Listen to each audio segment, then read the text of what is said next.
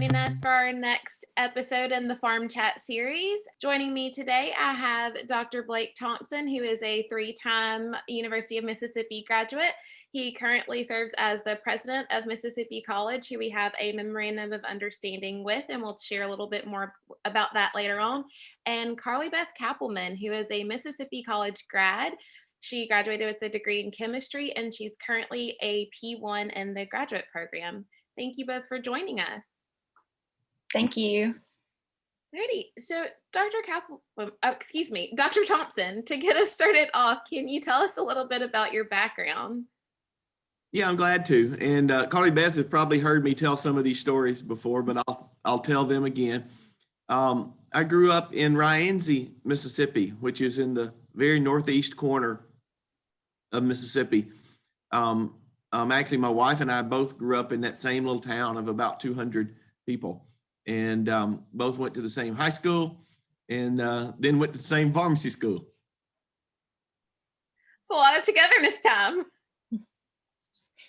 That was my plan. Yes, and Carly Beth, do you want to share where you grew up? I grew up in Starkville, Mississippi, and I went to Starkville High School, and then I ended up at Mississippi College for my undergrad. And then just this past year, I started pharmacy school at Ole Miss. Right. So both of you attended pharmacy school at Ole Miss. Where did you grow up? Oh, me. Sorry. I grew up in Jackson. I'm back home now. So in the greater Jackson area, I went to Madison Central High School about a few years ago. Yeah. And yes, graduated from there and then went to college in Birmingham, and now I'm back home. Oh, where'd you go to college? UAB. UAB, great. Yes, sir. So what brought you both to Ole Miss Pharmacy? Carly Beth, you can start. Okay. Tell them it was because I was such a big proponent. Well, I had always kind of been interested in the medical field because I've had a lot of health issues myself. And so that kind of got my interest in that. And a lot of people told me that pharmacy might be a good idea for me. I pass out really easily. I'm kind of squeamish about that kind of stuff. And so I knew that I didn't want to be a doctor, but I thought that pharmacy would be a really neat way to help patients through what kind of medicine would work best for them, and to deal with any side effects they may be having or that kind of thing. And so that's kind of what drew me to pharmacy. And then I had a great undergrad at Mississippi College, and I loved the science department, and I was able to learn so much. And that really kind of reaffirmed my decision to go to pharmacy school too. Wonderful.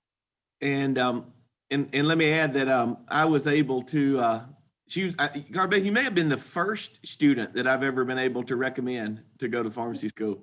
So I was excited to do that. I think I've done a couple of other ones as well, but I was excited to do that. My story is a little different in that I really didn't know what I wanted to study or what I wanted to be when I grew up. And but my wife did. She worked in a pharmacy from the time she was like 8 years old or something like that.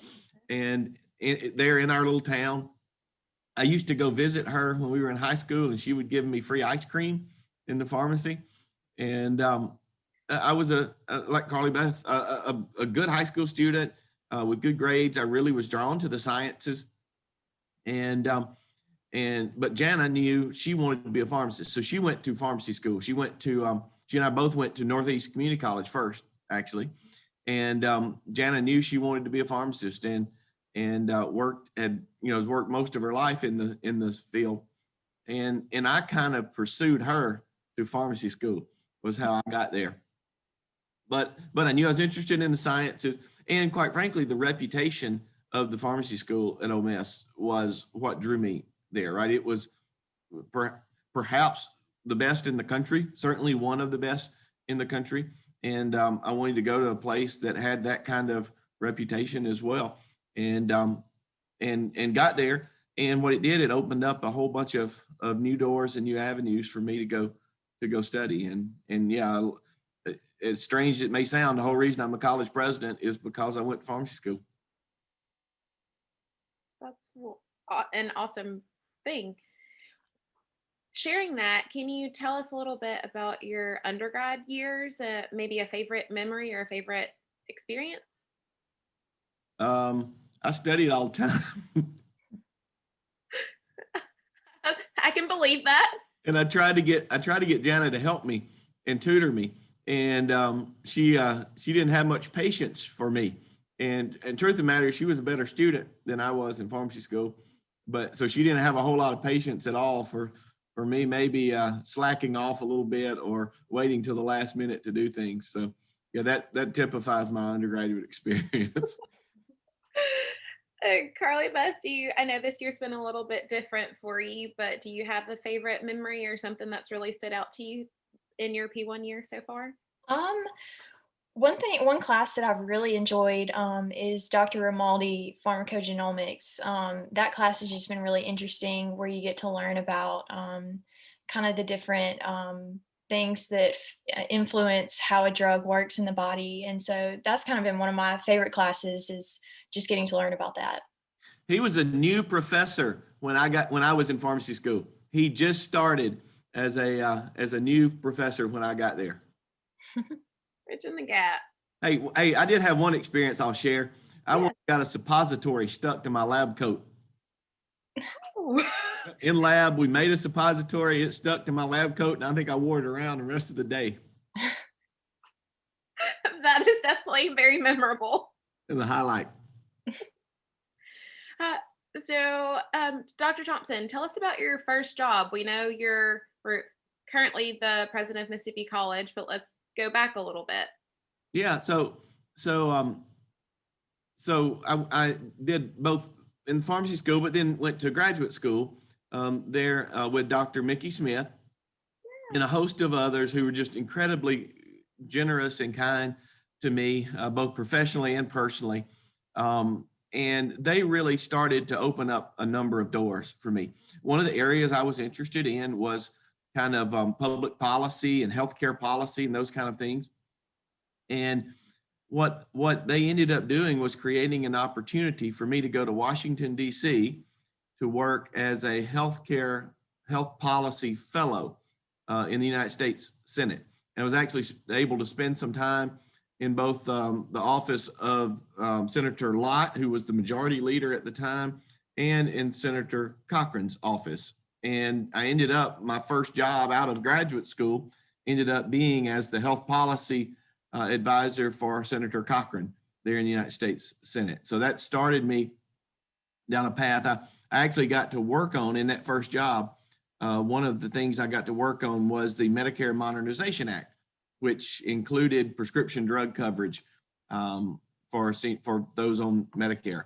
And that was just a wonderful experience. And I used every bit of what I learned during my time there, both in undergrad and grad school, to help, hopefully help to write good legislation. Absolutely. So from there, what led to your transition into higher education? Yeah, so the advice I give to our students on the MC campus is really to pursue what's in front of you with as much passion and vigor as you have. Go pursue it and do well at it. It'll open up and create whatever opportunities next. Don't worry about the one that's the next one down the road. Do what you're doing now. So I did healthcare for a while, and then circumstances changed, and Senator Cochran took on additional responsibilities, and I took on additional responsibilities as well. Did other things like agriculture funding, did things like bioterrorism, and then ultimately Senator Cochran became the chairman of the Senate Appropriations Committee. So I was able to ultimately move over and work on the United States Appropriations Committee when he was there. So that was great fun and great work and a great experience all the way around.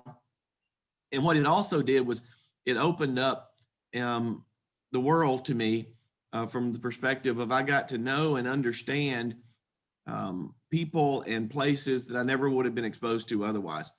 One of those organizations that I got to know was a large nonprofit called Battelle, B-A-T-T-E-L-L-E, Battelle.